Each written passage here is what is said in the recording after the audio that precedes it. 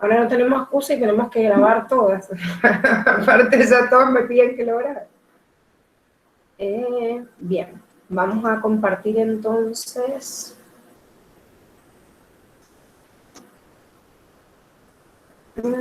Ya vamos.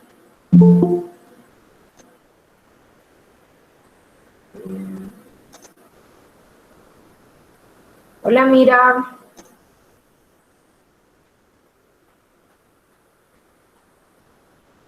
Bueno, avísenme cuando la vean.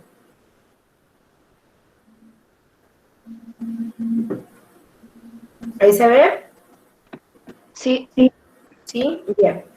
Bueno, perfecto. Lo que vamos a hacer entonces es ir viendo en base a cada una de las preguntas. Yo en algunas les he puesto imágenes y en algunas he fundamentado ahí mismo, pero obviamente de todas las preguntas que ustedes tengan dudas me van consultando. De las que más se hayan por ahí confundido, si ya tienen la devolución, por ahí ya tienen en la grilla cuál está incorrecta, y si no, cuáles les generaron confusión. Igual no se preocupen, como les digo, los que no les alcance a devolver la grilla, se las devuelvo en el día de hoy. O sea, los que no la recibieron ayer, lo reciben igual en el día de hoy. Bien, vamos a la primera. En la primera pregunta me decía cuál era la opción correcta, ¿sí? Yo ahí lo que les puse fue la fundamentación de por qué las otras también son incorrectas. Si bien la correcta es la D, que me dice que la secuencia de aminoácidos de una proteína determina su especificidad. Buen día, Joaco. Las otras opciones tenían motivos, digamos, por los cuales había una partecita de la oración o todo que estaba mal. Por ejemplo, en la A dice las proteínas cumplen función de almacenar energía. Recuerden que cualquier compuesto orgánico, al fin y al cabo, puede almacenar energía. Eso es real, ¿sí? O sea, si yo digo, ¿puedo sacar energía de una proteína? ¿Puedo usar o no? Sí, pero poquito. ¿Cuánto? Ya que dijiste poquito, ¿cuánto? A ver si se acuerdan que esto lo vimos en otra unidad y no en la 1. Pero ¿cuánta energía sacó de una proteína? 0,3 gramos, ¿puede ser? ¿No era de agua eso? Bien, bien, bien. Gramo por gramo por gramo. Entonces, ¿en qué mido la energía? Calorías. En calorías. 585 puede ser. ¿Cómo? 585 puede ser. Calorías o no sé dónde saqué eso. ¿No era para pasar del estado gaseoso del agua también? El calor latente se nos mezcla. ¿Vieron que a esta altura se empiezan a mezclar así con todo el bueno. No, es mucho. Por 1 gramo de proteína, ¿cuántas calorías puedo obtener?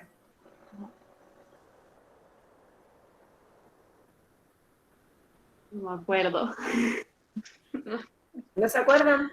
Bueno, el compuesto que más energía tenía contenido eran los lípidos. Yo podía obtener por cada gramo 9, ¿sí?, kilocalorías de un lípido. En cambio, de las proteínas y de los glúcidos, obtengo 4. O sea que al fin y al cabo yo digo, pero y entonces las proteínas me dan la misma energía que un glúcido. ¿O no? ¿Por qué no puedo usar como función de almacenar energía una proteína si me da la misma cantidad de energía que un glúcido? Porque es como más estructural, cumple la función de constituir los músculos enzimática. En cambio, los glúcidos. ¿Los glúcidos qué? Los glúcidos es como más para obtener energía y para almacenarlos. Bien, o sea que nosotros estamos condicionados, chicos, nosotros y todos los seres vivos, obviamente, a tener determinadas enzimas que generen un funcionamiento específico para cada una de esas moléculas. O sea, la realidad es que nosotros tenemos enzimas para metabolizar rápidamente un glúcido y poder obtener la energía de ahí. Pero no es que yo no puedo sacar energía a partir de una proteína. Sí lo puedo sacar. Y de hecho, si no me queda otra, la hago. Y por eso hemos visto mecanismos de gluconeogénesis, en la cual yo formo glucosa nueva a partir de un aminoácido o a partir de un ácido graso.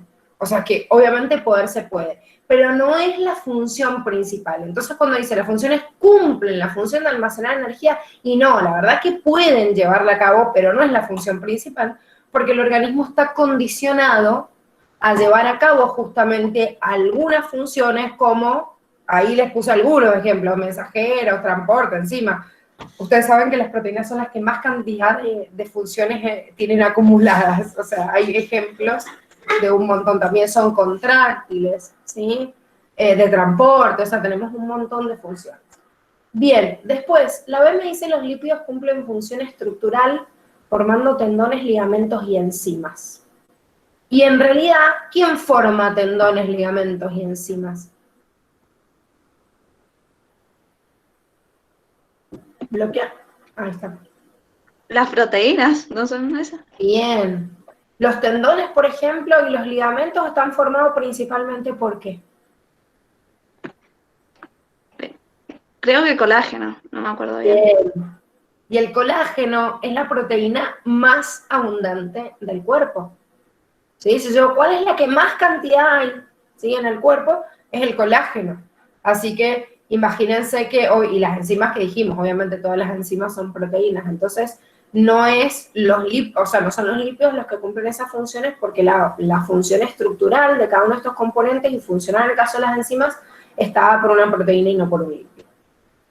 Bien, después la C me dice las enzimas se denominan catalizadores biológicos ya que reducen la velocidad de las reacciones químicas. Ahí, como se los puse a continuación, el catalizador biológico es un regulador de una reacción química que generalmente está modulando la velocidad. Y cuando yo digo modular la velocidad, puede ser aumentar o disminuir la velocidad. Pero la realidad es que la mayoría de las enzimas ocurren en una velocidad muy bajita y yo necesito meter una enzima para que la reacción sea compatible con la supervivencia. O sea que al fin y al cabo, lo que estoy haciendo en la mayoría de los casos es aumentar la velocidad y no reducir. ¿Sí? Bueno, vamos entonces con la segunda. En la segunda pregunta, que me decía marcar la correcta, también tenemos que fundamentar entonces todas aquellas opciones que estén mal. Me dice, los organismos heterótrofos incorporan moléculas orgánicas del ambiente y las degradan para obtener energía. Hasta ahí vamos bien, ¿sí? O sea, todo eso está bien y la redacción de qué es un organismo heterótrofo está bien. Pero me dice como, por ejemplo, las plantas. Bueno, obviamente sabemos que las plantas no son heterótrofas, sino autótrofas. Después, la B dice las primeras células que existieron fueron heterótrofas.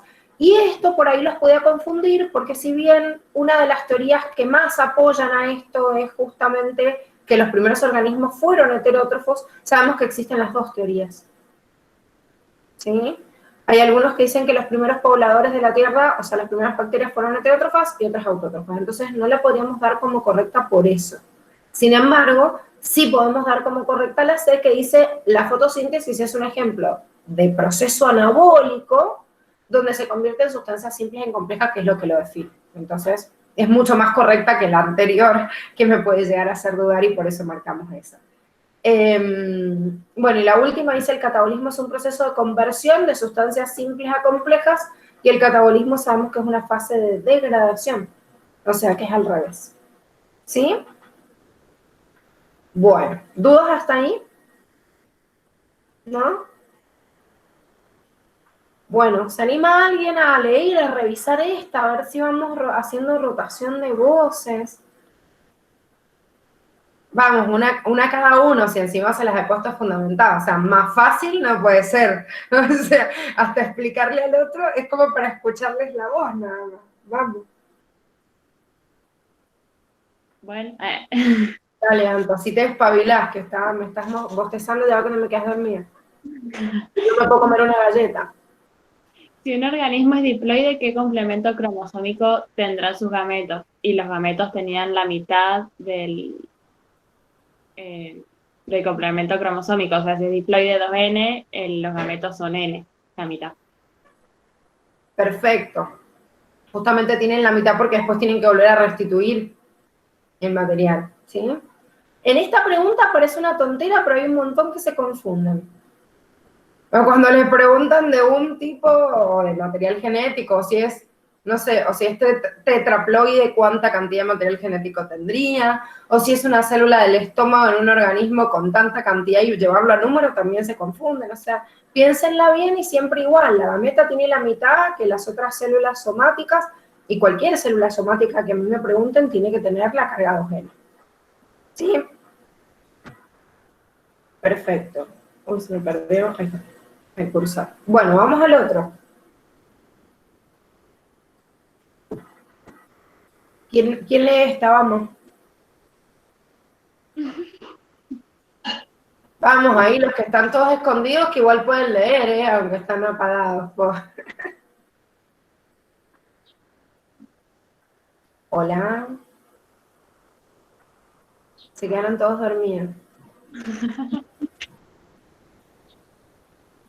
¿Nadie? Vamos. Dale, Bueno, yo. Dale. ya gusta. Dale, Hola, Juan. desaparezco. Bueno, con respecto a los fenómenos pasivos, es correcto afirmar todo excepto. Es un proceso que no gasta energía, el movimiento se produce a favor de un gradiente de potencial químico u osmótico. Con respecto a... sí, eso está bien, ¿o no? Que no gasta energía. Va de un menor potencial a uno de mayor. Perfecto. El potencial químico u osmótico de una solución está dada por la concentración de solutos en ella. Sí, el potencial químico u osmótico de la concentración del soluto. El potencial hídrico sería del agua, ¿o no? Perfecto. Ok. Te En la discusión... las dos definiciones para que les quedaran y para que lo compararan, pero tanto el potencial osmótico hídrico, que son opuestos en realidad, se compensan justamente cuando yo comparo una solución con la otra. Y voy Claro. desde donde hay más a donde hay menos potencial, obviamente. Claro. Bueno, la se dice en la discusión simple, el desplazamiento de partículas va en contra del gradiente de concentración. Y no, en realidad va, o sea, a favor, si no sería una discusión, o sea, un movimiento activo. Perfecto. Bueno, la transferencia de agua de un compartimiento de mayor concentración a uno de menor concentración se denomina ósmosis. Y sí, está bien. El movimiento del Perfecto. agua. El movimiento del agua. ¿Y si yo movería las dos cosas? Diálisis, ¿o no? Diálisis. Perfecto, se llamaría diálisis, ¿sí? Si hay movimiento de soluto y de solvente también. Bueno, muy bien. ¿Vieron que no era tan difícil? Ahora estoy viendo varios así con el radar. Yo ya les he dicho que si ustedes nos ofrecen, yo hago dedocracia, aunque estemos en el MIT igual. Bueno, a ver quién sigue.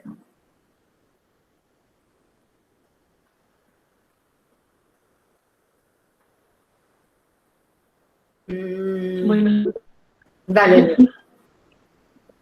en el mapeo de cromosomas es correcto afirmar que los genes están dispuestos linealmente en los cromosomas. Sí, está bien. Cuanto menos es la distancia entre dos genes, mayor será el porcentaje de recombinación. Al revés, entre mayor distancia, mayor recombinación. Los alelos de un mismo gen ocupan un mismo locus en los cromosomas homólogos. También está bien, o sea que la A y la C son las correctas. Bien, perfecto. Fíjense que cuando hablamos del locus, justamente el locus es como el domicilio del gen. Entonces, obviamente, yo lo voy a tener en el mismo lugar. En su homólogo va a estar ubicado igual y en el cromosoma de la misma especie va a estar ubicado en el mismo lugar. ¿Por qué la B está mal? Porque mientras mayor distancia, mayor porcentaje de recombinación. Y Porque era mientras menor distancia, es que era menor. Y iban ligados, podían estar ligados, ¿no? Entonces no se iban a poder recombinar. Perfecto, o sea que comprobaron en realidad por este fenómeno, a través del mapeo génico, el porcentaje de recombinación a través justamente del crossing over. Entonces comprobaron que mientras menos se recombinaba, significaba que estaban más cerquita en el cromosoma. Hay menos probabilidad. O sea, estadísticamente tiene más estabilidad el cromosoma mientras más cerca esté para que se parta a la mitad que si yo tengo genes obviamente más lejos dentro de un mismo cromosoma. Y si está muy cerquita, aparece este fenómeno, como decía Lanto, de ligamiento. Bien, vamos a la 6. Renzo, ¿te dormiste?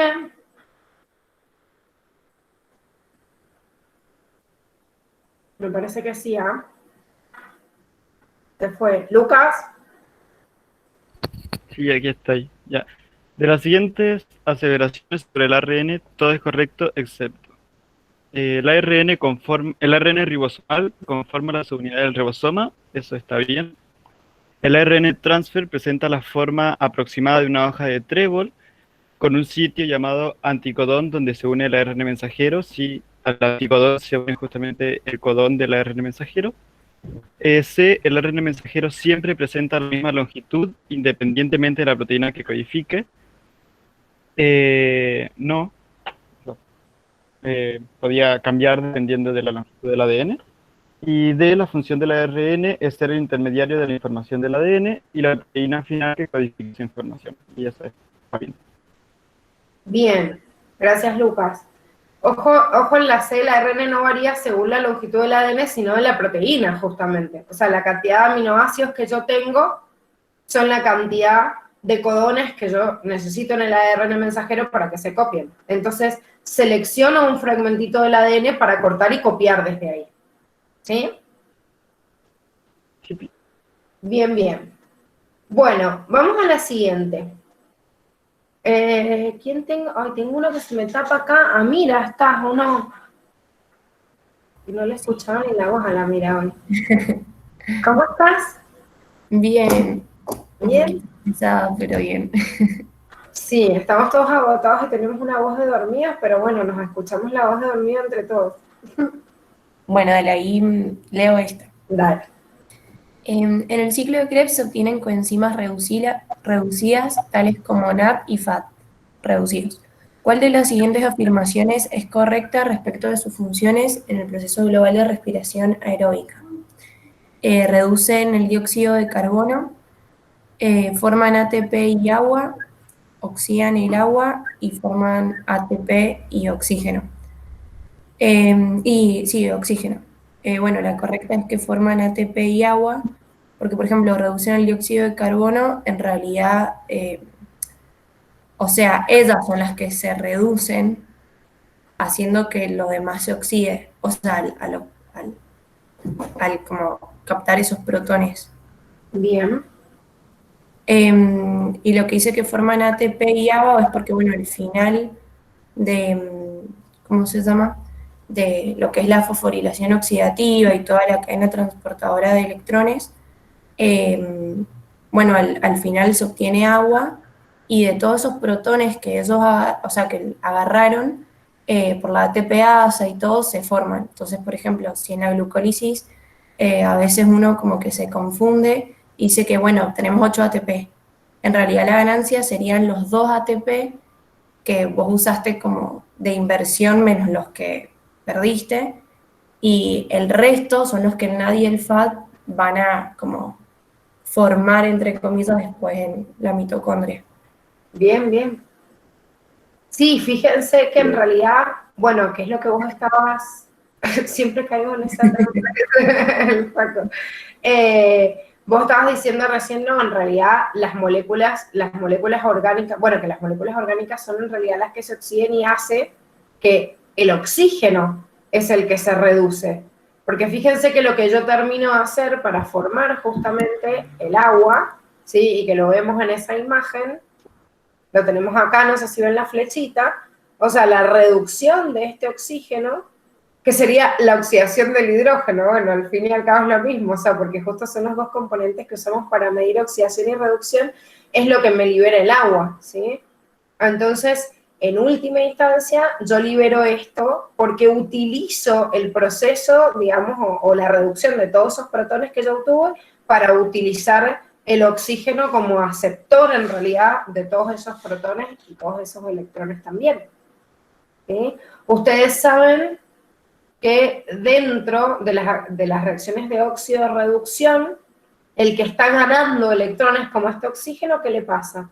¿Se oxida o se reduce? Se reduce. Se reduce, ¿sí? O sea que yo hago reducción de este oxígeno para formar agua. Y el ATP obviamente es un producto de, como bien estaba diciendo la Mira, todo este bombeo genera que, dice en última instancia, van a sintetizar ATP, sí, porque yo estoy generando una fuerza protomotriz que después vuelve a favor de su gradiente de concentración por la ATP sintasa, ¿sí? Pero perfecto, vamos a la otra, a la 8. Agus Agus Jiménez, a ver. tuyo. Sí, dale. Bueno, en la A dice profase mitótica y segunda telofase. Miren, esta no se observan las dos cromatías, dice, porque en profase mitótica hay dos cromatías, pero en la telofase 2 hay una sola cromatía, porque ya o sea, aparte se están como separando. Bien, ya se Em, separaron las hermanas. Exacto. En la B dice telofase mitótica y profase 2. En la telofase mitótica hay una cromatide porque se separaron las hermanas en la anafase. Y en la profase 2 hay cromosomas homólogos. En la C dice metafase mitótica y telofase 1, que eso estaría bien. Y en la D dice telofase mitótica y anafase 2. En la telofase mitótica hay una cromatide porque se separaron las hermanas en la anafase. Y en la anafase también hay una cromatide porque es cuando se separan las dos cromatías hermanas. Bien, perfecto, ¿sí? Lo que yo tenía que comparar era alguno, porque si me quedaba y me detenía en uno de los dos procesos y no en ambos, por ahí caían en la trampa, ¿sí? ¿La marcaron igual bien? Bueno, ¿sí? Perfecto. Sí, Bien. Vamos a ver cuáles son las que han generado más dudas. Bueno, esta pregunta era muy larga en su redacción, pero en realidad no era compleja porque lo que les pedía era que buscaran la opción incorrecta con respecto al microscopio. En este sí podían caer por lo larga que eran, ¿sí? Entonces decir, ay, quizás estaba mal la medida, la unidad de medida, o quizás había algo que no coincidía. Pero en realidad lo que estaba mal en la opción D es que el concepto que me daba, o la definición que me daba de magnificación, es la definición de resolución de la imagen. Y después, la definición que me daba de resolución es la de magnificación. Ven que dice la resolución es la relación de la imagen de un objeto con su tamaño real, que eso es lo que es magnificación. Después la otra partecita de la oración estaba bien. O sea, tenía que ver con la resolución, la mínima distancia, o sea, todo lo otro, pero esa primera parte de las dos oraciones estaba invertido. Por eso ahí yo les puse la correcta definición. Igual les adjunto una imagen para que podamos hacer un repasito de estos tres microscopios y que por ahí es importante las unidades, el límite de resolución de cada uno de los microscopios. Recuerden que Curtis les nombra, y esto lo tienen en el cuadernillo de célula, en un cuadrito anexo, que en realidad son de estos ensayos que plantea por ahí la bibliografía.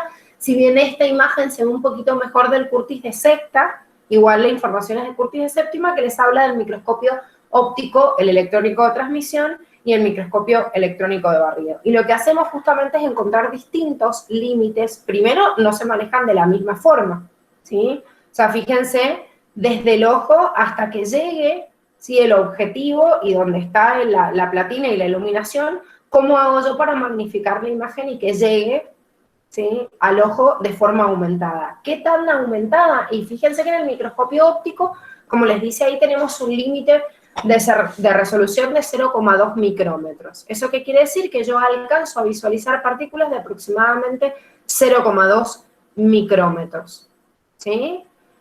Recuerden que una bacteria más o menos en promedio, ¿cuánto medía?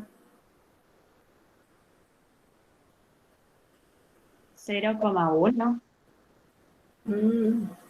Es como... De 10 a 30. No, esas eran las eucariotas. Esas eran las eucariotas. ¿Y las procariotas? Hasta 10 puede ser. Claro, puede hasta 10, pero más o menos de 1 a 10, o sea, el promedio es de 1 a 10, promedio, ¿sí? O sea que si están fijándose ahí en ese límite, quiere decir que tengo un límite de resolución incluso más chiquitito que el tamaño de una bacteria, 5 veces menos. Eso quiere decir que yo en un microscopio óptico puedo ver una bacteria y puedo diferenciar algunos componentes de esa célula, ¿sí? Hay otros que no se ven, o sea, que no se visualizan. No puedo visualizar las organelas. La membrana la veo, por ejemplo, como una lineecita nada más. Porque recuerden que la membrana tiene un diámetro de 7 a 9 nanómetros. ¿Sí? Entonces, Si yo me fijo en esto, obviamente voy a tener que tener un tamaño muy chiquitito para poder visualizarlo y obviamente tengo que usar otro instrumento como un microscopio electrónico de transmisión o de barrido. Como se fijan ahí, les dice que el microscopio electrónico de transmisión tiene un límite entre 5 y 15 Armstrong. Se los puse a propósito porque figura así en el cuadernillo, pero recuerden que Armstrong es 10 a la menos 10, o sea que es una unidad más chiquitita que el nanómetro. Quiere decir que yo podría decir de ese tamaño, ¿sí? ¿Cuántos nanómetros serían? Si yo digo que es a la menos 9.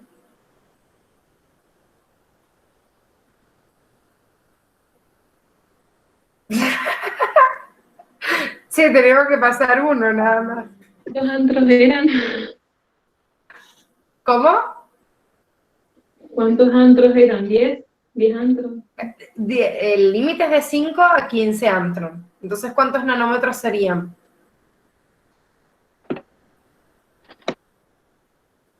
¿50? No sé.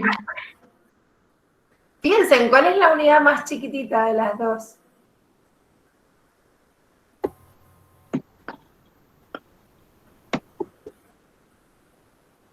Dale, Agus, si yo sé que estás ansiosa para hablar.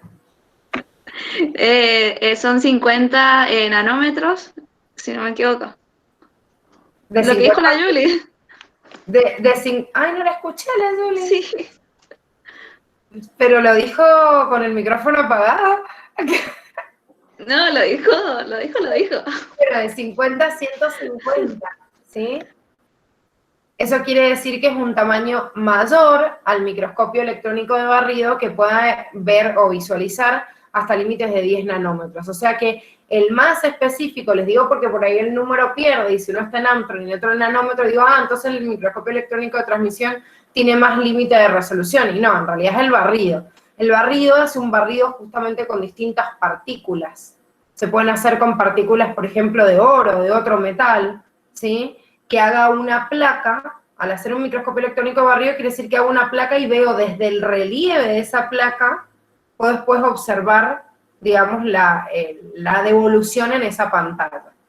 El microscopio electrónico de transmisión, como están viendo ahí, en realidad tiene generalmente una pantalla con imagen fluorescente. Entonces lo que yo hago es trabajar con contraste a través de los electrones y de la energía que expide.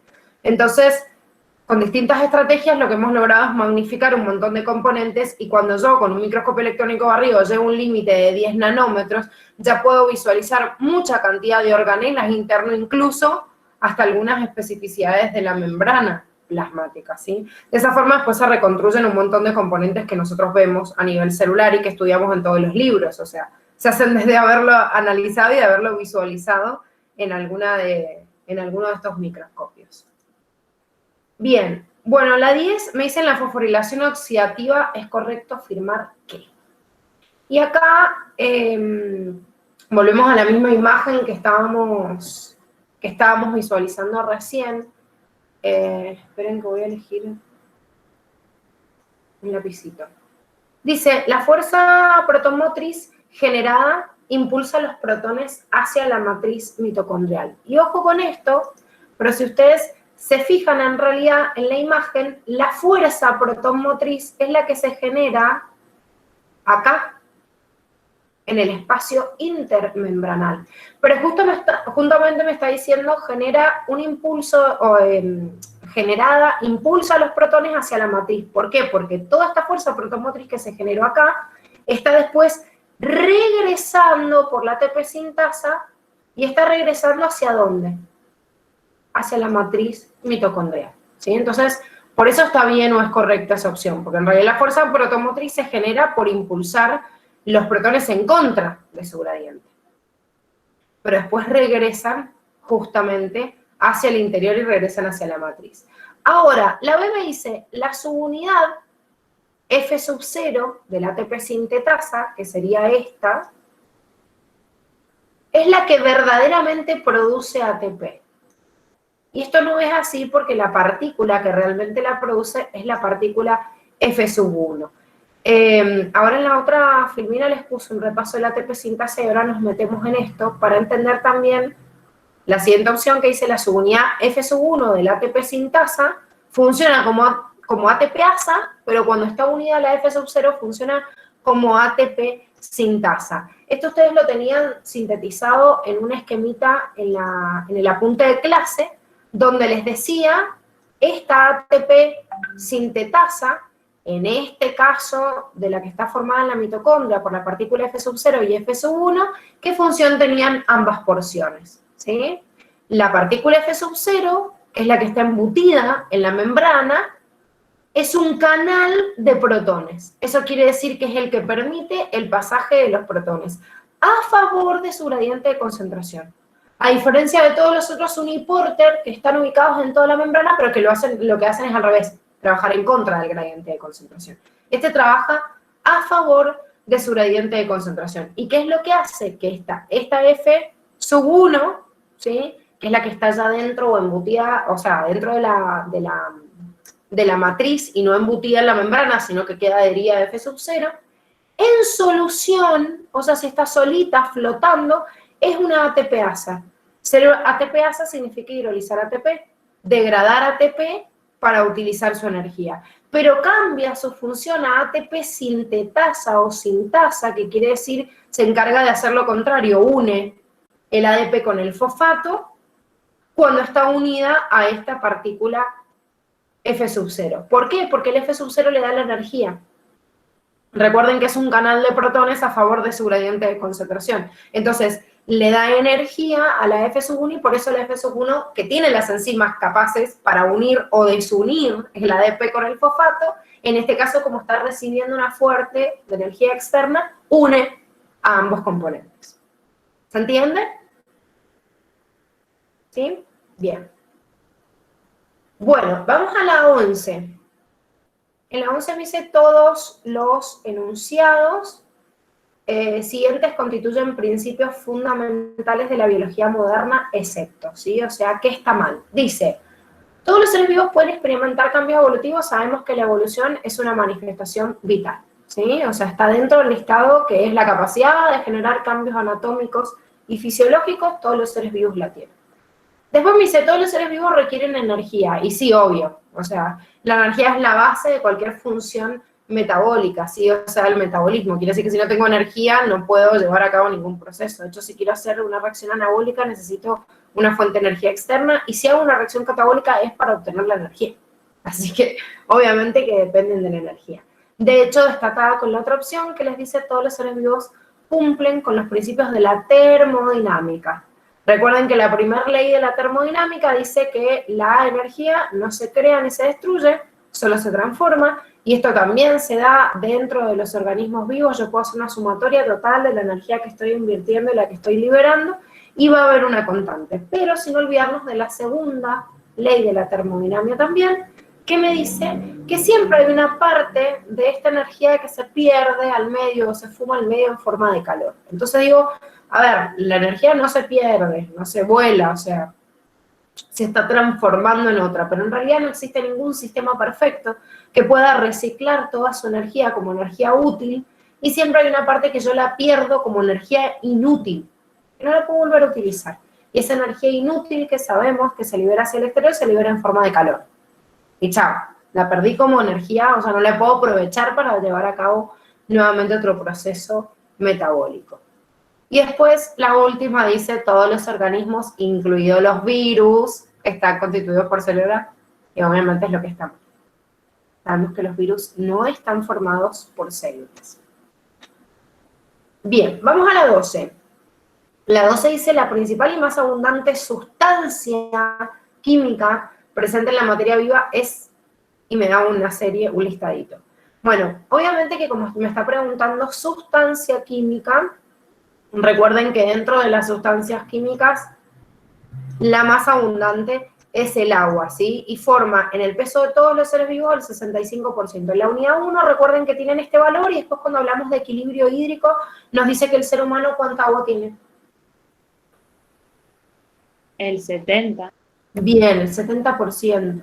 O sea que eso quiere decir que hay algunos seres vivos que pueden tener más u otros pueden tener menos. Un tomate, por ejemplo, tiene el 95% de agua y no el 65 ni el 70. Entonces, Este 65 es un promedio. Pero sí en esta unidad les menciona que los segundos compuestos más abundantes son los compuestos orgánicos, y todos los demás son compuestos orgánicos, glucosa, proteínas, ácidos nucleicos. Sin embargo, me dice que la mayor cantidad, obviamente, de los sólidos está representado por estos, pero aún así ni siquiera van a sumar entre todos el 35%, sino menos, porque si el 65 es agua, todo lo demás tengo los iones minerales y las sustancias orgánicas. Recuerden, les puse el cuadrito a propósito para que se acordaran del contenido que rodea esta definición del compuesto más común o más abundante en los seres vivos, en donde también en la unidad 1 tienen una clasificación de los elementos biógenos y tienen la clasificación cuantitativa de elementos químicos y no de compuestos. Entonces, si recuerden, estos primarios que formaban el 98%, que las siglas las representábamos como CHOM-K, o como lo tienen ahí anotado. De hecho, acá lo tienen de mayor a menor en cuanto a la composición o a la cantidad. Los elementos primarios, los secundarios y los oligoelementos. Todos estos elementos son los que se conjugan para formar estos compuestos.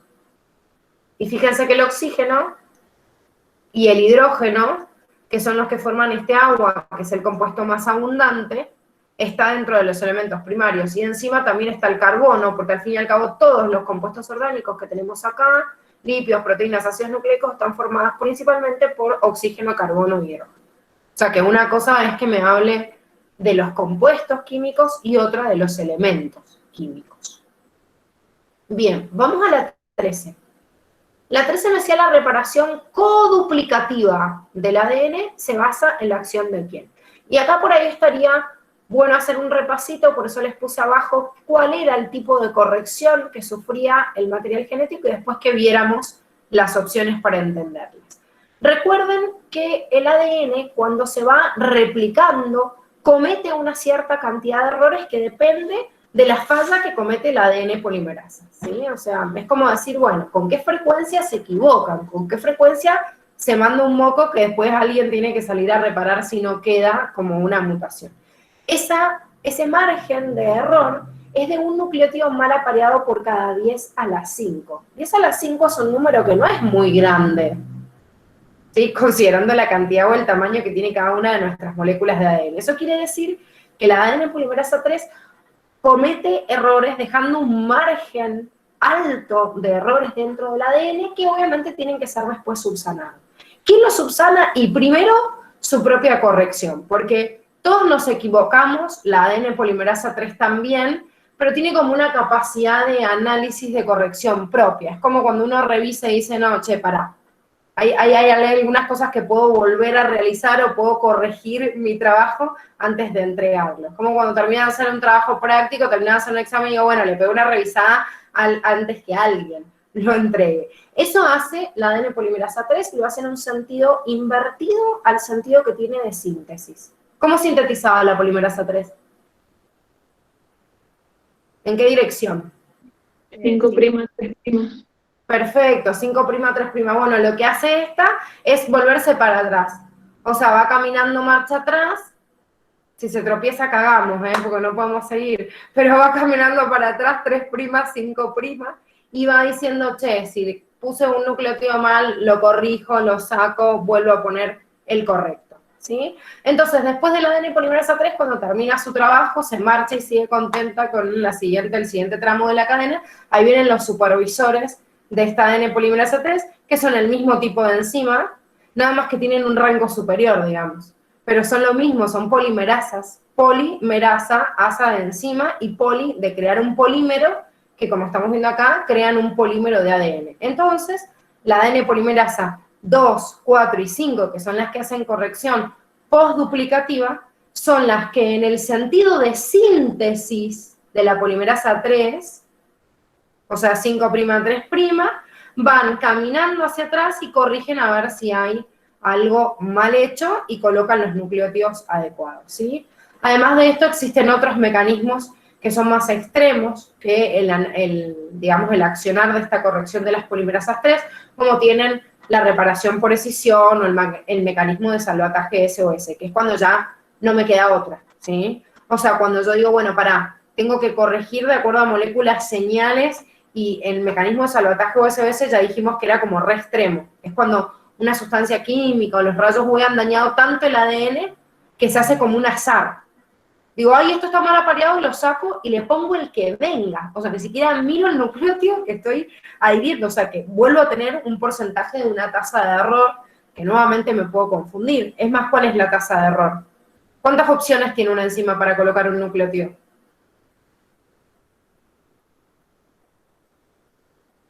4. O sea que si yo saco un nucleótido y vuelvo a poner otro, ¿cuál es la tasa de error de volver a colocar uno que sea incorrecto? 25. Esa es de acierto.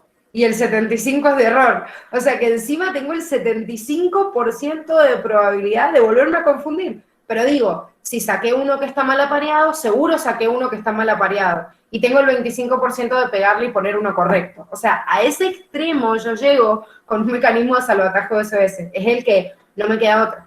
O sea, sinceramente ya está muy dañado el ADN y no se puede hacer otro tipo de reparación. Bien, habiendo repasado estos mecanismos, entonces, ahora me preguntan de la coduplicativa, y al preguntarme de la coduplicativa, me están preguntando justamente de la reparación que hace la ADN polimerasa 3. Me dice, de las ADN polimerasas que reemplazan ribonucleótidos mal ubicados. ¿Sí? ¿Está bien o está mal esa? Está mal, Está mal. ¿Por qué? porque esas eran las ARN polimerasas. Las ADN, ¿sí? O sea, esto es lo único que está mal. Claro. Ah, las ADN, perdón. Exacto, o sea, la ARN polimerasa se encarga de sintetizar cadenas de ARN en la transcripción, pero no en este mecanismo justamente de duplicación del ADN. O sea, que lo único que está mal era eso. Si la leían rápido, ¿sí? Podías como pasar, porque es una letra, o sea, lo que está mal ahí. Una letra.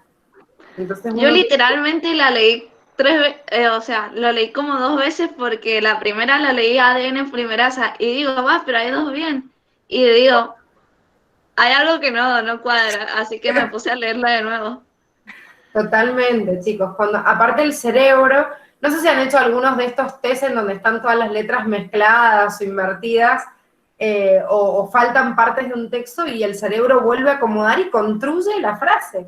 O sea, nosotros ya tenemos algunos preconceptos que lo arman. Si vos estás leyendo algo por primera vez, por ejemplo, si yo le doy a un nene que está en primer grado o en segundo grado, le doy a leer la palabra ARN polimerasa o ADN polimerasa, va a pronunciar perfecto y se va a dar cuenta la diferencia de una D y una R en esa palabra, porque es una palabra que nunca leyó y está aprendiendo letra por letra. Ahora, nuestro cerebro ya ha escuchado tantas veces ADN polimerasa, ARN polimerasa, que es dificilísimo, ¿sí?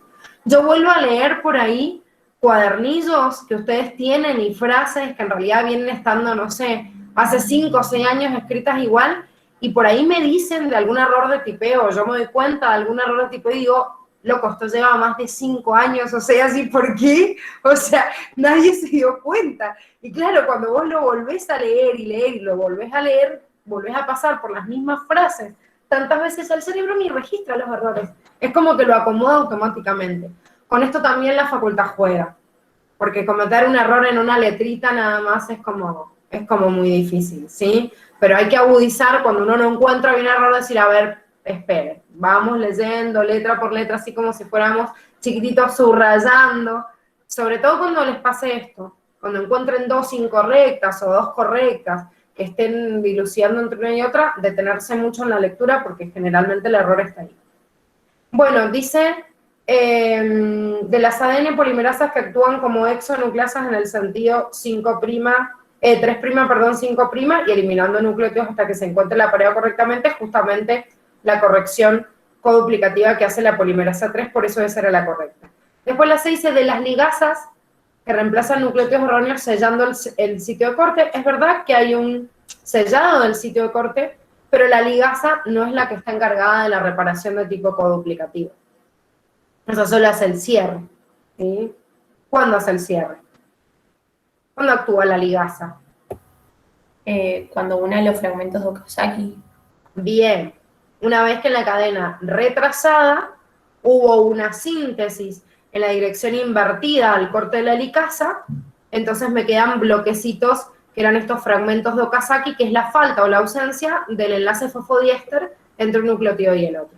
Entonces, lo que me hace la ligasa es generar ese enlace fosfodiéster entre uno y otro. ¿Bien?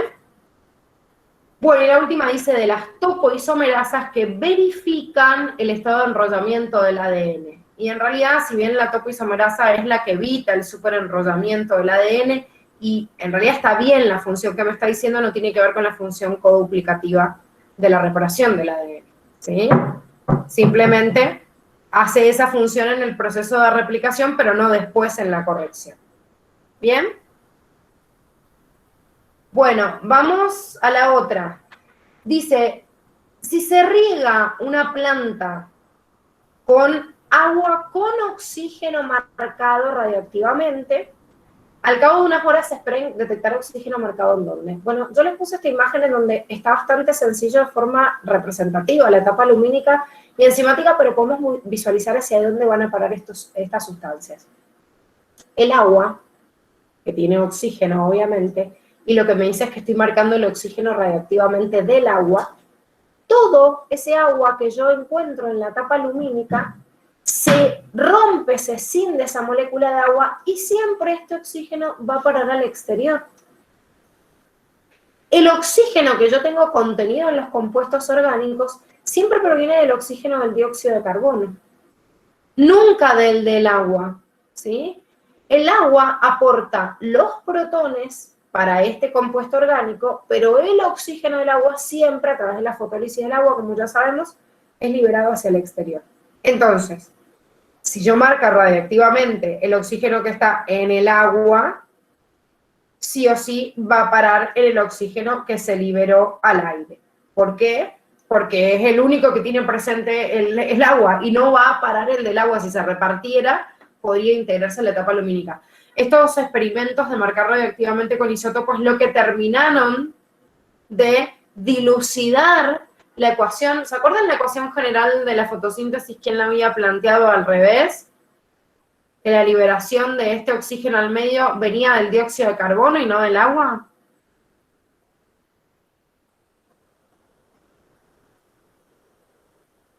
Me acuerdo de esa ecuación, pero no me acuerdo quién la planteó. Claro, sí, yo también.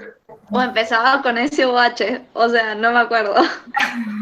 Con I casi, pero tenía una Ingenhouse, ¿sí? Ingenhouse, y se los digo porque lo tienen en el cuadernillo y pueden hacerle alguna pregunta teórica. Sí, Ingenhouse propone, y que se lo considera uno de los padres de la fotosíntesis porque comprobó un montón de cosas importantes. Pero Ingenhouse arma una ecuación general de la fotosíntesis que estaba bien, pero en realidad me decía que este oxígeno, que era un gas, y que yo lo encuentro como gas en el medio, era liberado a partir de otro gas, que era el dióxido de carbono. Y esto es lo que estaba mal, ¿sí? Barniel fue el que después descubre que en realidad el oxígeno no viene a partir del dióxido de carbono, sino del agua, pero en realidad porque utiliza en las bacterias el estudio de otros ácidos, por ejemplo, ácido sulfídrico, y veo en una bacteria que libera azufre. Entonces, digo, no, pero si en un ácido como el ácido sulfídrico, el azufre es lo que se libera, bueno, probablemente en bacterias que utilicen agua, lo que yo estoy liberando hacia el exterior, que es este oxígeno, es de la ruptura de esa misma molécula de agua. ¿Sí? Bien, perfecto. Vamos entonces a la siguiente. Bueno, ¿quién tiene ganas de leer ahora de vuelta? Ya leí un montón yo, o sea, mínimo le toca a alguien que suelte la voz un poquito. Yo leo, si querés, dice. Dale, Ana. Dice, si usted tuviese que diferenciar una célula animal de una vegetal, lo haría por A. Una célula vegetal posee mayor número de mitocondrias. B. En la citocinesis de la célula vegetal aparece una laminilla media de pectinas entre las dos nuevas células. C. Una célula vegetal no realiza quimiósmosis a nivel de sus mitocondrias. D. Las células animales poseen ribosomas de mayor tamaño que los vegetales. Bueno, la correcta era la B, porque, bueno, para que se le forme la pared celular a esa célula vegetal, porque las eucariotas no tienen pared celular, bueno, la citocinesis se empieza a formar eso, esa laminilla media, después pasan la primaria, la secundaria, y es re característico. O sea, una célula animal no va a tener pared, nunca. Cuando Perfecto. podría va a tener el anillo ese de actina que contrae y se separa. Bueno, acá tienen una imagen para repasar que esto se evidenciaba en la citocinesis y justamente esto que estaba diciendo la Mira, este anillo de actina que es bien característico en la célula animal a diferencia de esta pared que se va formando a través de la laminilla media, ¿sí? Entonces yo no tengo presencia de las mismas estructuras que llevan a cabo el proceso de división o de citocinesis y esto es lo que me ayuda en realidad a distinguir cada una, o sea, una célula de la otra. Ojo con esto cuando yo hablo de la cantidad de mitocondrias, que sí me lo podrían haber dicho al revés, ¿sí? O sea, yo sí podría asegurar que una célula animal tiene mayor número de mitocondrias que una vegetal, y esto se daba porque justamente la célula vegetal produce ATP, y ese ATP lo produce a través del flujo cíclico dentro de la misma fotosíntesis, ¿sí? Esto de quimiósmosis, que por ahí genera dudas, la palabra quimiósmosis significa difusión de gases a través de una membrana. Entonces, sí existe difusión de gases a través de una membrana en cualquier tipo de mitocondrias y en cualquier tipo de membrana, ¿sí? Y les hago la aclaración de este término porque en realidad si nosotros vemos la unidad de permeabilidad celular, en vez de hablar de difusión de gases a través de una membrana, como yo considero el gas como un compuesto, como un soluto, en la unidad de permeabilidad nosotros tendríamos que decir que este fenómeno se llama diálisis. ¿Se acuerdan que lo vimos recién? Cuando repasábamos, no me acuerdo qué pregunta, pero alguna de las que ya hicimos. Bueno, esta diálisis, que es el pasaje justamente de solutos, en este caso, yo estoy, si estos solutos en realidad son gases, este proceso de quimiósmosis adquiere otro nombre, que al fin y al cabo es lo mismo. O sea, es lo mismo que la diálisis, es lo mismo que la ósmosis cuando hablo en realidad del agua, nada más que lo estoy aplicando, obviamente, nada más a los gases y no otro compuesto. Y después, bueno, dice, las células animales poseen ribosomas de mayor tamaño que las vegetales. No, es verdad que tienen más ribosomas, ¿sí? Y pueden tener más, dependiendo del tipo de síntesis estructural de la célula, pero no de más tamaño, porque siempre tienen el tamaño 80S porque son células, obviamente, eucariotas. Bien, vamos a la otra. La otra pregunta les hablaba de fluidez, de la membrana, y me decía cuándo disminuye, ¿sí? La fluidez de una membrana plasmática disminuye cuándo. Entonces, dice que esta fluidez disminuye cuando disminuye la proporción de colesterol. Fíjense, yo acá les puse el esquemita que tienen en la punta de clase para entenderlo. El colesterol y la fluidez son inversamente proporcionales. Más colesterol, menos fluidez. Entonces no disminuye cuando disminuye el colesterol, sino cuando aumenta, ¿sí? Después dice, disminuye la fluidez cuando aumenta la temperatura. Otra vez, la temperatura y la fluidez tienen justamente una relación directamente proporcional. Si yo digo que disminuye la fluidez, como me está diciendo el concepto acá, o sea, la consigna, quiere decir que es cuando disminuye la temperatura, ¿sí? Cuando disminuye, no cuando aumenta, ¿sí? Después me dice que disminuye la fluidez si aumenta la proporción de ácidos grasos saturados. Y como habíamos visto, las colitas de los fosfolípidos, cuando son saturados y cuando están formados así en filita india, lo que hacen es disminuir la fluidez, pues están más apretados uno con respecto a otro. Y después me dice, no contiene oligosacáridos, y en realidad los oligosacáridos que forman parte del glicocálix no participan de la fluidez de membrana. O sea que no influyen en realidad en que sea más fluida o menos fluida, porque justamente la fluidez está dada por la temperatura como factor físico, y como factor químico la cantidad de colesterol y la estructura de los ácidos grasos de los fosfolípidos. ¿Sí? Bien, 17. Uy, ya me comí uno. Eso es para que vayamos rápido. ¿Ya cuánto nos quedan? 20 minutos. Oh, siempre pasa lo mismo y siempre me demoro. Digo, no, voy a llegar en 1 hora y media. Mentira, o sea, no sé por qué me miento a mí misma. Bueno. Dice, marque cuál de los siguientes enunciados pertenecen a la mitosis. La primera me dice, en la anafase 1 se separan los cromosomas homólogos. No hay cromosomas homólogos en mitosis, es de meiosis. Aparte dice, no te habla tipo de anafase 1, o sea, como que... Claro. Sí, ya me está dando esto, me está soplando que esto ya se menciona meiosis 1, obviamente. Sí, sí. O sea, la descarto cuando empiezo a leer. Bien, la que sí está bien es la segunda que dice, es el mecanismo de división celular llevada a cabo por células que recubren las paredes de la vagina. Así como me pusieron esto, me pudieron haber puesto cualquier otra opción, al fin y al cabo las células que me están nombrando son somáticas, por ende hacen mitosis. ¿Sí? Pasa lo mismo en la otra, dice, en una de las etapas de profase 1, los cromosomas homólogos quedan unidos por puntos llamados quiasma, o sea, no, todo meiosis.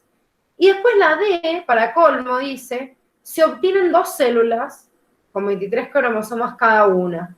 Primero que ni siquiera me está diciendo que esto es una célula humana, o sea, que está como el orto esa opción, porque es como que lo que yo estoy leyendo ahí es como, tienen 23 cromosomas, ¿quién? ¿Por qué? O sea, no tiene ninguna introducción previa. Si yo encima tomaría como ejemplo el modelo de la célula del hombre, que generalmente se toma como ejemplo, igual estaría hablando de una célula haploide, o sea que si se trata de una célula humana, nunca va a tener cada una de las células 23 cromosomas. Si yo estaría hablando de un proceso de mitosis,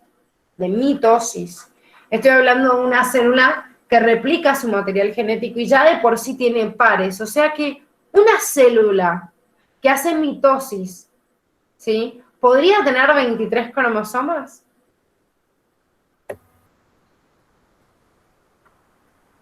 Piensen. Si no fueran humanas y fueran diploides en otro organismo, ¿sí o no? Claro, si su número de diploides fuesen 23, sí, pero si no, no. Primero, vamos emparejando 2 conceptos en base a esto. La Julie ya está reafirmando con su... Dale, habla Julia, decime lo que vas a decir. Me quedo congelada la Julie.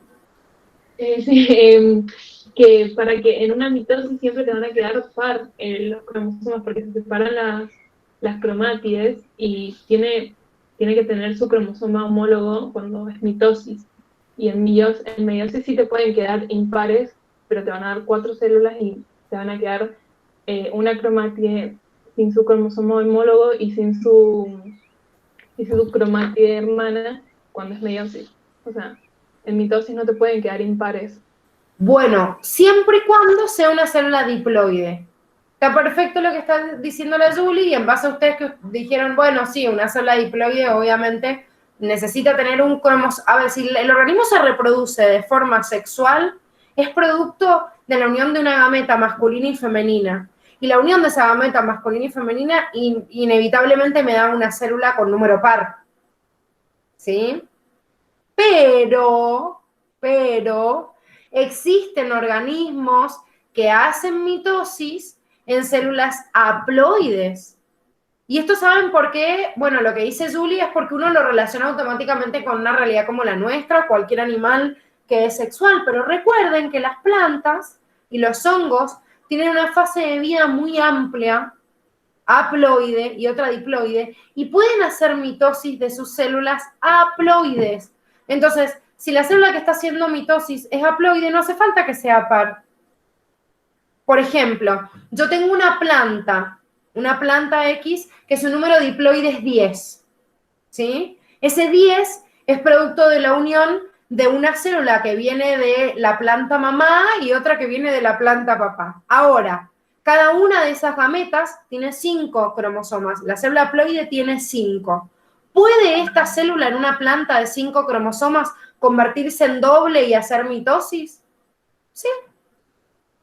O sea que, ojo, ninguna célula diploide podría tener un número impar para hacer mitosis, pero sí si la célula es haploide. O sea que un organismo con 23 cromosomas, como juego cromosómico, no como nosotros solo nuestras gametas tienen 23 cromosomas, entonces no lo entendemos de una forma real que pueda hacerse mitosis con ese número, pero podría ser si el número es 23. Por eso les digo que la opción al decir se obtienen 2 células con 23 cromosomas cada uno, Uno dice, sí, podría ser, pero ni siquiera lo puedo dar como correcto porque ni siquiera sé si la célula de origen era diploide, era ploide o de qué se trataba. Y para colmo, Curtis suele como meter como ejemplo siempre la célula humana, entonces me suena encima el nombre que me está nombrando una célula ploide de una célula humana y obviamente no encaja por ese lado.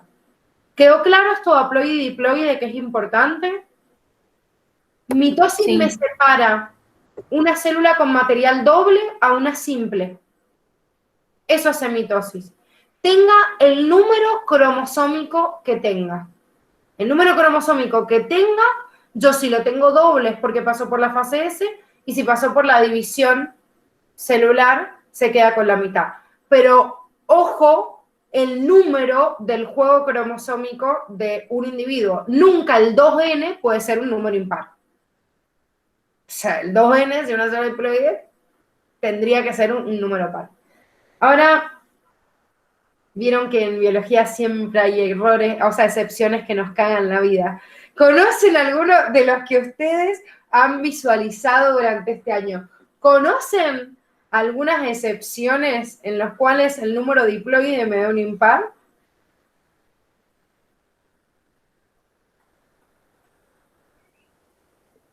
En las enfermedades cromosómicas, ¿no? Puede ser. Bueno, lo vimos por ahí. ¿De quién? ¿Quién? Ya Por ejemplo, en genética, o sea, ya es un gran avance. el síndrome de Down tienen impares. Bueno, ahí sí hay una falla, perfecto, en una falla cromosómica obviamente voy a tener más y lógicamente todas las células van a tener impares, pero de forma normal y no patológica.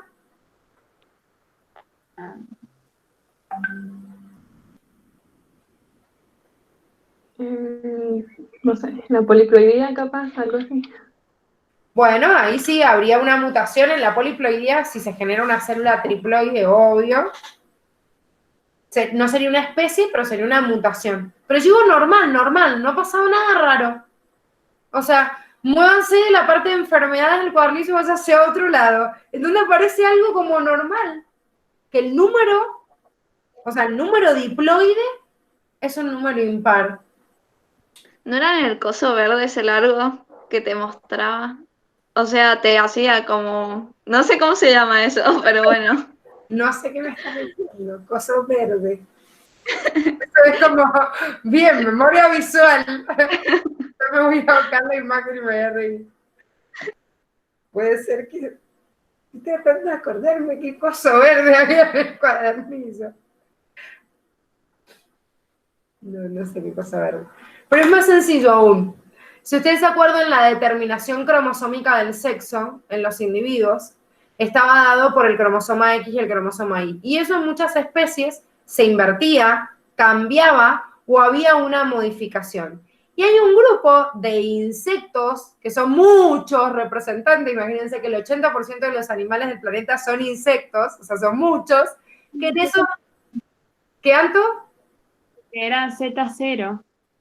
Bien, o eran X0, tenían un cromosoma menos. Entonces, la distinción entre macho y hembra era justamente la ausencia o presencia de un cromosoma. Entonces, en ese individuo yo tengo un juego diploide, pero hay una ausencia en el cromosoma sexual porque es lo que me diferencia el macho y la hembra. Y sigue siendo diploide, ¿sí? Y cuando se separa, en realidad, queda separado ese cromosoma sexual y queda con una molécula de ADN en vez de quedar con dos, ¿sí? Eso es porque siempre existen excepciones que nos cagan la vida. En biología. Bueno, vamos ahora sí a la 18. La 18 dice, de las siguientes aseveraciones, ¿es correcto afirmar qué?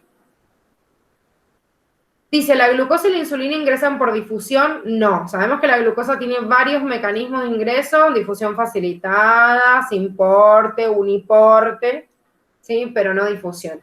Y la insulina es una proteína y por su tamaño, y lo tienen también como ejemplo en el de permeabilidad, ingresa a la célula por endocitosis mediada por receptor, ¿sí? Después, la glucosa ingresa a las células intestinales por un cotransporte con sodio, que justamente hace sin porte con sodio.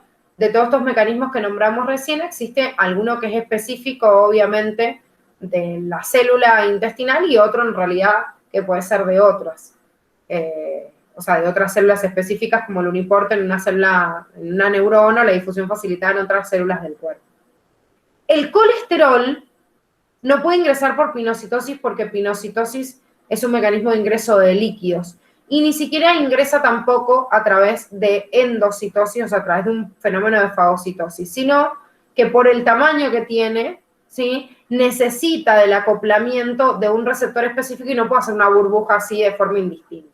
Yo hago una fagocitosis y me como el colesterol. No, en realidad se media por una necesidad de la célula. Entonces, hace este mecanismo, pero no es como la fagocitosis, sino que es específica y hay un receptor que reconoce a este colesterol y luego lo mete al interior. Bueno, y después me nombra los neurotransmisores y algunas hormonas. Acá entrarían varias familias, pero si considero que los neurotransmisores son proteínas, junto con algunas de estas hormonas, dice, son exportadas de la célula por endocitosis. Acá están mal las dos cosas. Si ingresan a la célula tendría que ser endocitosis, ¿sí? Pero si se exportan, le voy a llamar exocitosis. O sea que está mal, está como la oración invertida. O exportan y es exocitosis, o importan y se llama endocitosis. Entonces, bueno, la única correcta que me quedaba por eso era la B. Bien. Bueno, la 19 me dice el efecto por el cual el gen afecta más de una característica se conoce como. Y acá habían distintos fenómenos que me parece que para repasar a cada uno de estos, yo les puse un pequeño cuadrito de cada uno, así vamos rápidamente viendo estas características y podemos decir, bueno, a ver por qué o en cuál de estos encontrábamos que el efecto yo lo veía reflejado a través de un gen y es más de una característica, que esto es lo importante de esta opción. Un gen, varias características. Ahí era por el otro lado. Ahí está. Bien, el fenómeno de herencia poligénica, que ojo porque también incluía el fenómeno de epistasia, estaba dentro, es una familia, por más que el cuadernillo esté separado, es cuando en esta herencia poligénica o en epistasia, es cuando hay una interacción entre dos genes y esos dos genes van hacia una característica. Muchos genes, una característica. Fíjense lo que me preguntaba la opción. ¿Sí? El gen afecta a más características. Acá me está diciendo al revés. ¿Sí?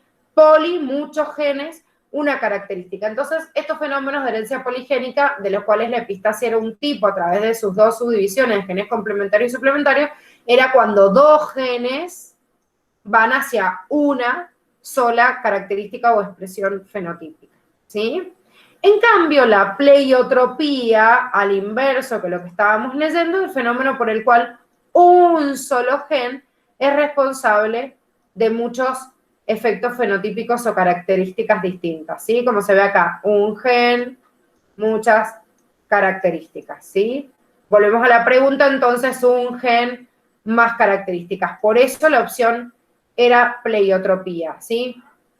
Herencia poligénica, muchos genes, una característica, pleiotropía, un gen, muchas características. Ahora, las otras dos opciones que tenían a continuación, la dominancia incompleta y codominancia, ojo, porque no son interacciones entre genes, sino interacciones alélicas.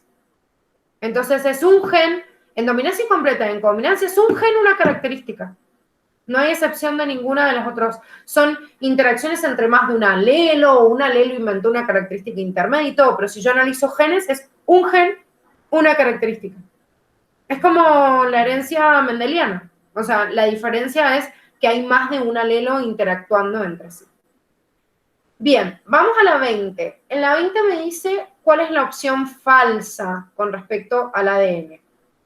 Acá, si leemos las opciones, cada una de ellas, todas estaban bien y en realidad me hacían mención a al enlace fosfodiéster, a las uniones puente-hidrógeno y a la condensación de la cromatina. A ver, recordemos que la unión entre los nucleótidos se da mediante este enlace de unión fosfodiéster, que es lo que me decía la primera opción.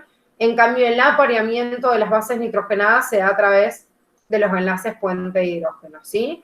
Pero la opción que ahí me marcaba en realidad y que tenía que ver con la heterocromatina y que estaba mal, recuerden que tanto la eucromatina como la heterocromatina se diferencian por su grado de condensación y su actividad en la célula.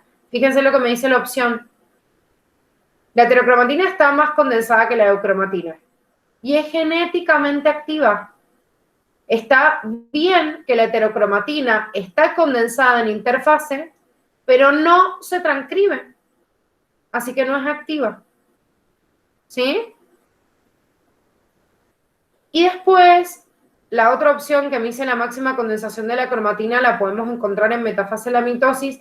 Les corté el pedacito que está literal en Curtis, no les puse acá la página, pero está ahí cuando les hace la clasificación de los cromosomas. Les dice, en metafase, los cromosomas se distinguen claramente al microscopio. La verdad es que esa opción, si yo la veía, no sabía si es tan correcta, porque digo, ay, pero realmente donde más condensada es en metafase o es en profase. Lo único que hay en el material o en la bibliografía para darse cuenta de esto es esta oración, pero sepan que es así. Después por eso el Curtis vieron que les hace un dibujito de los cromosomas en metafase. No les pone que es el momento en el cual se encuentra más condensado, pero sepan que es así. Y lo tenemos que deducir de esta información que encontramos salteada en el Curtis, ¿sí? Pero en realidad, si yo lo busco en otra bibliografía, sé que el estado de máxima condensación llega a metafase, porque, o sea, el ADN se condensa y se empieza a condensar en profase, pero llega un límite. ¿Cuál es el límite? Y cuando ya están alineados en la placa ecuatoriana en metafase previo a antes de dividirse. Entonces ese es el estado máxima condensación. Se ve igual en profase, pero se termina viendo más en metafase.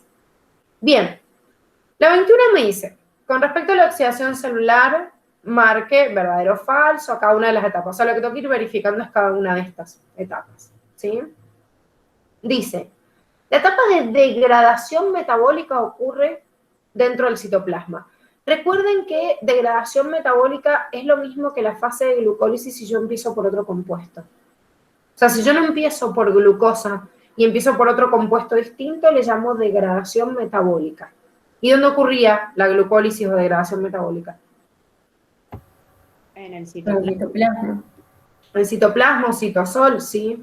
O sea, ocurre fuera de la mitocondria. Fíjense que esta imagen que tienen acá es la mitocondria, o la que me está representando la mitocondria. Esto está fuera.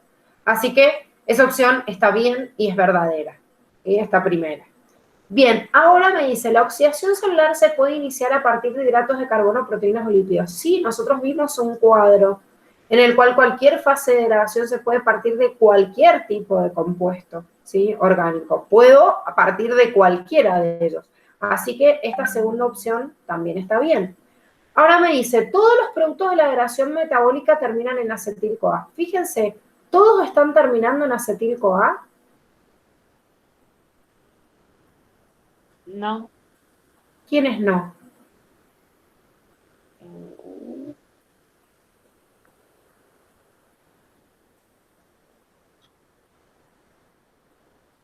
El glicerol. O sea, en las grasas del glicerol. Pero igual de alguna u otra manera se incorporan en las vías las grasas. Y las proteínas, o sea, los aminoácidos. Sí. Exactamente, que hay algunas de las proteínas que son incorporadas directamente al ciclo de Krebs y no terminan como acetil-CoA, sino que son un compuesto intermediario. En este gráfico yo lo puedo ver, todo lo demás, fíjense que termina dando acetil-CoA, pero esto no. Entonces, todas, como me está diciendo, todos los productos de la degradación terminan. No, no todos, hay algunos que no. Así que por eso esta opción era falsa. Y después me dice, la glucosa en ausencia de oxígeno se convierte en ácido pirúvico. Y como sabemos, en la fermentación, sin oxígeno, yo llevo a cabo o el proceso de fermentación alcohólica o el de fermentación láctica y obtengo alcohol etílico o ácido láctico. No obtengo, como está diciendo, la opción ácido pirúvico. De hecho, si se fijan acá, ¿sí? La glucosa en ausencia, que sería esto, sin oxígeno, el ácido pirúvico es el que termina transformándose y se visualiza acá la etapa de fermentación. Así que no, no se convierte en ácido pirúvico. En ácido pirúvico se convierte la glucosa a través de la degradación metabólica u otro compuesto, pero en ausencia de oxígeno este ácido pirúvico es el que entra en otra vía. O sea que esta es la correcta. Sí, yo tenía una duda en esa, en la de la glucosa. Porque, o sea, yo pensé en la glucólisis y dije, bueno, es anaeróbica y te termina dando ácido pirúvico. O sea, pensé ese paso nomás. Dije después, o sea, si del ácido pirúvico en ausencia de oxígeno, ahí sí pasaría como ácido láctico. O sea, lo pensé así, por eso como que me confundió. Como el paso previo. Claro, o sea, de glucosa a ácido pirúvico, proceso anaeróbico. Y de ácido pirúvico ahí sí puede hacer como las dos vías. Por eso tenía dudas con eso. Bueno, sí, te entiendo. ¿Y cuál marcaste? Porque encima esta opción, fíjense que había, después me di cuenta con la Dani que tenía un error de tipeo, pero esto no estaba. ¿Se dieron cuenta? No, yo marqué la A porque la C, o sea, no la sabía. Entonces dije, bueno. Ah, bien. Pero la... Yo marqué la B, por eso que decía el Joaco del ácido pirúvico. También me equivoqué en esa. ¿Cuál marcaste? La B. Asumí que había un verdadero, así que...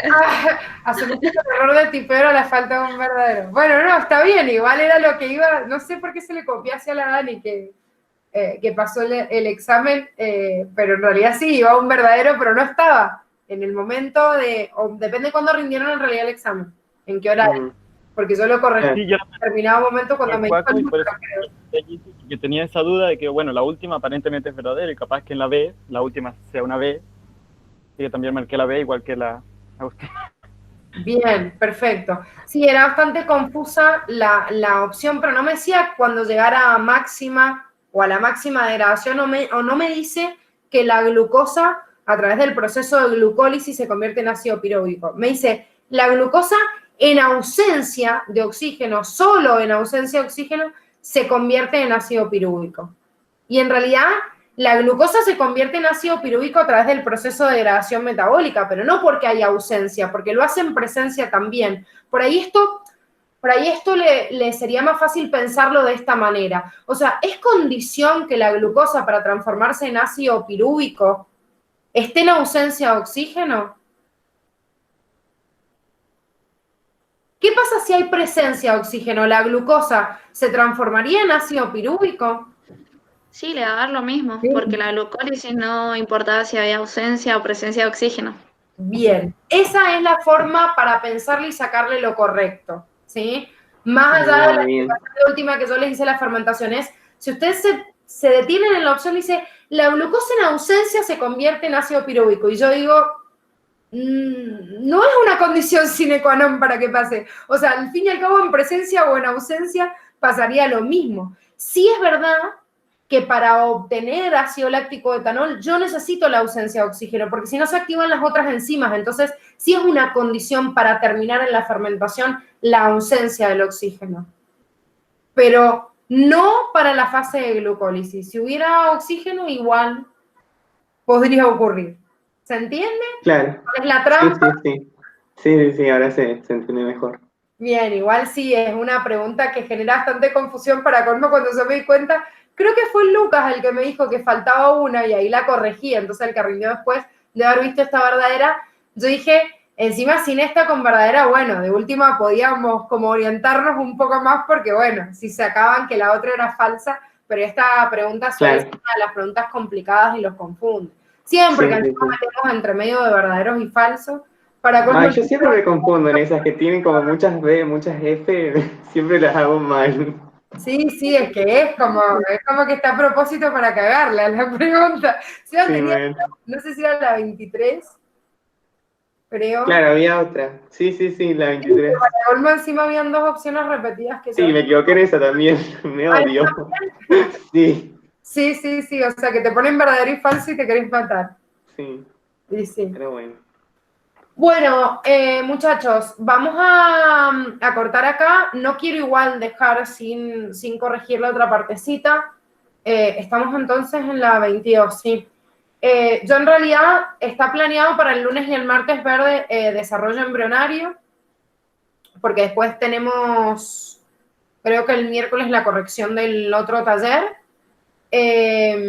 Así que vamos a hacer una cosa, vamos en lo que veamos de desarrollo, igual veo si se los puedo acoplar aparte, pero aprovechamos para corregir, para conectarnos, igual corregir lo que queda, ¿les parece? Por más de que yo de última corregimos y decimos, bueno, no, pero ese día teníamos que ver el desarrollo, bueno, pero yo les puedo acoplar los audios y se los paso después, y la clase, porque si no esto lo tengo que saltear y me parece que sería como productivo que terminemos de hacer el debate, ¿les parece? Entonces el lunes terminamos de hacer el debate de las preguntas que quedan, en el tiempito que está programado ver Embrio, de última yo les mando los audios, aunque les quede un poquito fuera de la clase, y ustedes los revisan, ¿sí? Y terminamos esos 2 días de ver, porque después sí tenemos corrección del otro, ¿sí? Integrador, que cuando rinden. El sábado. Bien, también este que quedó como fuera de horario, ¿sí? Bueno, hay algunos acoplamientos. Ya el tercero les prometo que va a quedar dentro del horario de cursado, pero este no quedó otra y queda también para el sábado. Incluso hay otro examen que es el de desarrollo embrionario y reproductor, que también va a quedar un feriado, que es el feriado del lunes 7, ¿sí? Porque esa semana incluso van a estar rindiendo integrador de física. Entonces lo que hemos tratado separando entre fines de semana y todo es que les queden lo más distanciado posible las instancias de las 3 materias. ¿Sí? ¿Qué unidades rendimos el sábado? De la 8 hasta la... Todo diversidad biológica. Me estás haciendo una pregunta mortal, Julie, porque yo desde que este año cambiamos el número de las unidades, me cuesta tanto, horrores, que para mí desarrollo embrionario sigue siendo la 32. Y después digo, ay, no, es 29. Entonces, no me acuerdo el número, creo que es la 15, o sea, es cuando termina Reino Animalia. O sea, antes de tejidos. Creo que la de tejidos era la 16. Creo que es la 15, sí. ¿Sí? O sea, es ecología, evolución, diversidad, virus y todos los reinos. Reino monera, protista, fungi, plantae y animalia. Creo que es la 15, pero es antes de empezar biología humana, que sería tejidos. Si no, igual ya se los paso, porque lo tengo anotado así como ayuda a memoria, creo que es de la 8 a la 15. Pero es toda la parte de biodiversidad, el bloque de biodiversidad. ¿Sí? Ahora tengo un listadito de los que estuvieron ayer, ahora también les voy a pasar la partecita de la corrección del taller que no alcanzamos a ver. Vieron que nos quedaron también algunos puntos y habían algunos de ecología y evolución que también estaban interesantes, ¿sí? Entonces quedamos el lunes para reconectarnos, sábado recuerden que tienen de 8 a 22 también para hacer el segundo integrador y mandar la grilla de la misma forma. Vemos embrio entre el lunes y el martes, y el miércoles también tenemos corrección, pero del segundo integrador que arriba. ¿Bien? Bueno, chicos, nos vemos. Les dejo un beso grande. Nos vemos. 5 minutos de recreo. Chao, buen fin de. Chao. Nos vemos. Chao, chao. Nos vemos.